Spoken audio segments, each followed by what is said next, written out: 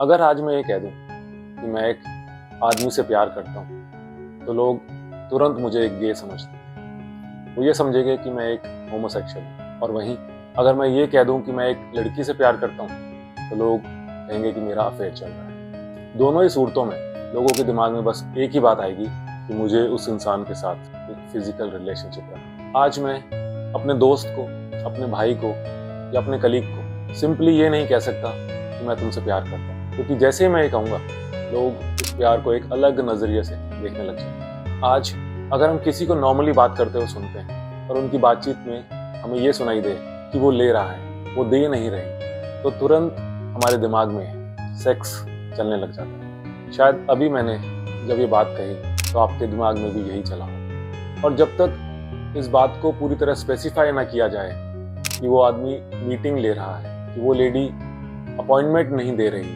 तब तक हमारा दिमाग सिर्फ एक ही बात सोचता है, सेक्स। आज हमारी सोच इतनी हद तक करप्ट हो चुकी है कि आम शब्द जैसे घंटा, खड़ा है या बड़ा है, अगर ये कोई बोले तो हमारे दिमाग में सिर्फ फिजिकल ऑर्गन चलने लग जाए। लेकिन सवाल एक है कि ये करप्शन आया कहाँ से, कैसे हमारी सोच और क्यों हमारी सोच इतनी बदल गई, इतने निचले स्तर पर चली गई कि हमें हर बात में एक ही मतलब नजर आता है। सच कहें तो ये बदलाव एक दिन में नहीं आया, ये अपने आप नहीं आया, ये धीरे धीरे हमारी आदत बन गई। रोज सुबह उठते ही हम अपना मोबाइल खोलते हैं, रील्स स्क्रॉल करते हैं और मजाक के नाम पे डबल मीनिंग जोक्स पढ़ते हैं, हंसते हैं उन रिलेशनशिप मीम्स जिनमें हर दोस्ती के पीछे हिडन एंगल दिखाया जाता है। कमेंट सेक्शन में चीप रिप्लाईज, गंदी भाषा, और हम हंस के आगे बढ़ जाते हैं। रियलिटी शोज ही देख लीजिए,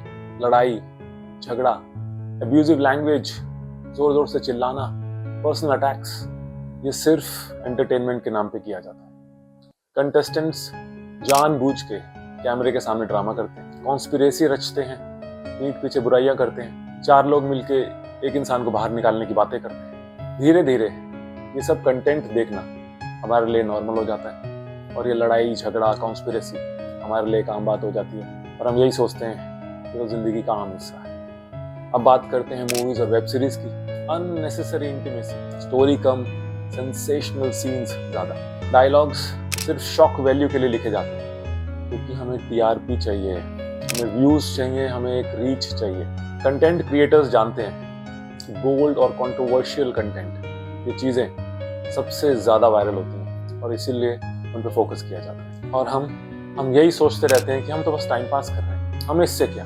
लेकिन असल में हम ये सब कंटेंट देखते हुए अपने दिमाग को धीरे धीरे कंडीशन कर रहे होते हैं, हम उसे ट्रेन कर रहे होते हैं। साइकोलॉजी कहती है कि कोई काम अगर हम बार बार करते हैं, कोई कंटेंट हम बार बार देखते हैं, हमारा दिमाग उसे नॉर्मल मान लेता है और फिर वही एक रेफरेंस पॉइंट बन जाता है। इसलिए जब भी कोई ये कहता है कि मैं तुमसे प्यार करता हूँ, तो हमारा दिमाग सिर्फ एक फिजिकल एंगल सोच लेता है और कुछ नहीं, क्योंकि हमने प्यार को वैसे ही दिखते हुए देखा है, जिसमें फिजिकल इंटीमेसी है, बोल्ड सीन्स हैं, सेक्स है। लेकिन अगर ये करप्शन कंटेंट से आया है, तो इसका सॉल्यूशन भी कंटेंट से ही आएगा। अगर हम रोज वही देखेंगे जो सस्ता है, हमारी सोच भी सस्ती हो जाएगी। अगर हम वही सुनेंगे जो गंदा है, हमारी भाषा भी गंदी हो जाएगी। और वो स्टोरीज जिनमें सिर्फ शरीर है, हमारे रिश्तों में भी सिर्फ शरीर ही रह जाए। लेकिन इमेजिन कीजिए अगर हम ऐसा कंटेंट देखना शुरू करें जो अच्छा हो, जिसमें वैल्यूज सिखाई जाएं, जिसमें हेल्दी रिलेशनशिप्स हो,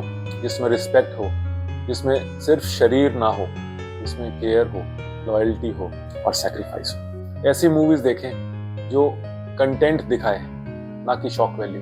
ऐसी वेब सीरीज जो हमारे दिमाग को स्टिमुलेट करे, ना कि हमारे सेंसेस को। क्योंकि हमारा दिमाग एक खेत की तरह होता है, उसमें हम जैसा बीज डालेंगे उपज भी वैसी ही होगी। तो अगर हम पॉजिटिविटी, डेप्थ और मैच्योरिटी का बीज बोएंगे, हमारी सोच भी वैसी बनेगी। और हमेशा याद रखिएगा, दुनिया उतनी ही साफ या गंदी है जितनी हमारी नजर। तो अगली बार जब भी आप कोई कंटेंट देखें, हमेशा अपने आप से एक सवाल पूछें, क्या ये कंटेंट मेरी सोच को बेहतर बना रहा है या धीरे धीरे खराब। क्योंकि एंटरटेनमेंट सिर्फ टाइम पास के लिए नहीं होता, ये हमारा कैरेक्टर बनाता है, हमारा माइंडसेट डेवलप करता है और आखिर में हम वही बन जाते हैं जो हम रोज धीरे धीरे